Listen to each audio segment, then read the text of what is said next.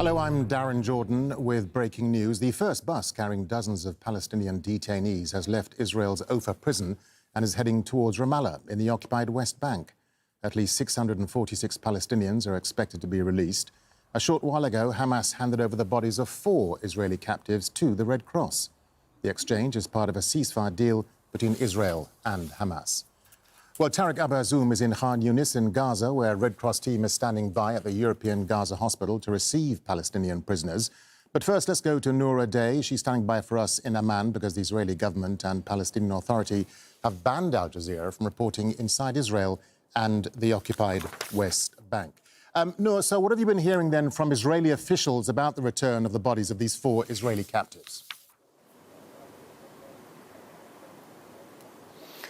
Well, Darren, the Israeli authorities have not yet confirmed actually receiving the bodies, but we do know that they are in the custody of the Red Cross. And we know that because the Palestinian prisoners are being released. The 3, at least in occupied East Jerusalem, have made it home individually. They are under strict orders to only see first-degree relatives, and they're not allowed to receive any guests. The Red Crescent has confirmed as well receiving 1 severely wounded prisoner from the Hadassah Ain Karim hospital in occupied Jerusalem, transferring that prisoner to a hospital near Bethlehem. And in the meantime, a bus carrying Palestinian prisoners from the occupied West Bank is a breath away from the families of prisoners who have been waiting for 5 days, really, not just the past few hours, close to the Ofer military camp, where those prisoners and detainees have been held possibly for months before that even. But it's been a long day for them, and everybody's anxious to receive them. We saw onlookers and some family members run after the bus just as it entered Betunia, close to Ramallah, and the Israeli military jeep that was with it exited the scene and went back to the Ofer military camp. And just staying with the release of those Palestinian prisoners, Nour, just remind us again of the numbers as to how many will be released into Gaza or the West Bank, or those set to be exiled.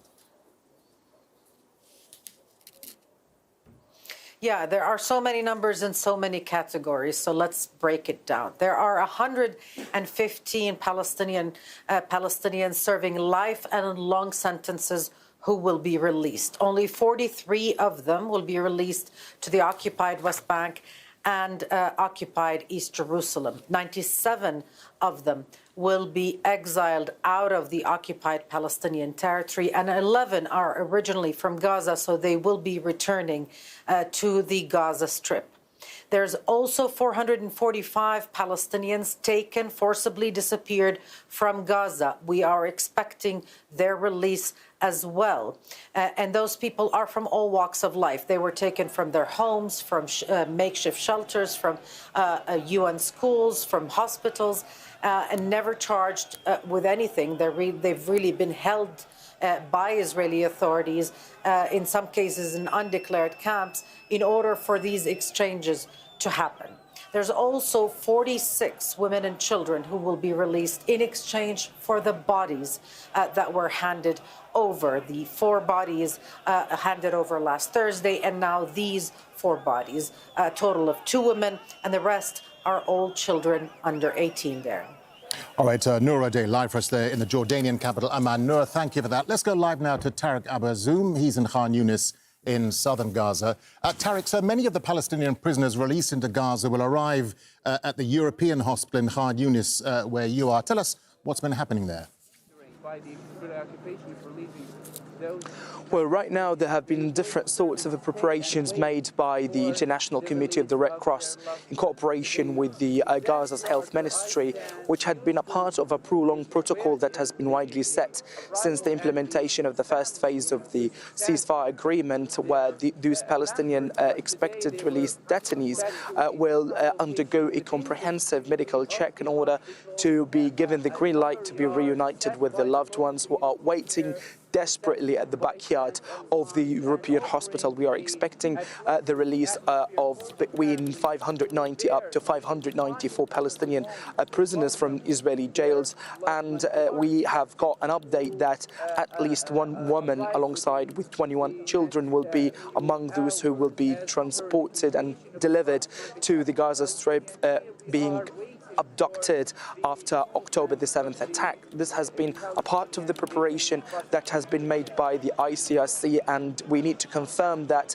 the teams managed to receive the Israeli bodies from the military wing of Hamas in the southern part of the Gaza Strip, which had been the location for the handover process, and later the vehicles started to move to the Karem Abu Salam crossing to be handed over to the Israeli side to undergo a comprehensive forensic check by experts and medical teams who are waiting at the other side of the occupied Palestinian territories. Now, under the current conversation and the agreement that has been recently brokered by Egypt between Hamas and Israel, the exchange must take place simultaneously. It means that once Israel has been receiving their dead bodies and the captives, they will start immediately to release Palestinian prisoners, and that's what we have seen, as my colleague Nour has stated, in the occupied West Bank, as families here are still waiting in such harsh weather conditions in order to be reunited with their loved ones in an atmosphere that has been quite charged with anticipation and with the remarkable memory and also testimonies that we have heard from previous Palestinian detainees about the very severe humanitarian conditions that they have endured in Israel's captivity. Yeah, Tareq, as you were saying there, I mean, in previous releases, we've seen Palestinian prisoners look thin, they've looked sickly, emaciated. Do we know what sort of condition they're in? As you say, many released previously have complained about their terrible treatment in Israeli jails. Concerns among families are incredibly mounting. They have heard many testimonies from dozens of Palestinian former released detainees. They have spoken up on the abuse, starvation, humiliation, alongside also with the deliberate medical deprivation that they have endured in the Israeli captivity. And it's worth noting that many Palestinian detainees have come out of the Israeli jails being unable to speak as before due to the psychological trauma that they have endured in that period. Many of them also have been sexually abused by the Israeli soldiers, alongside also with deliberate attacks on them that had been carried out by using metal bars, alongside also with metal wires that have left different scars on their bodies.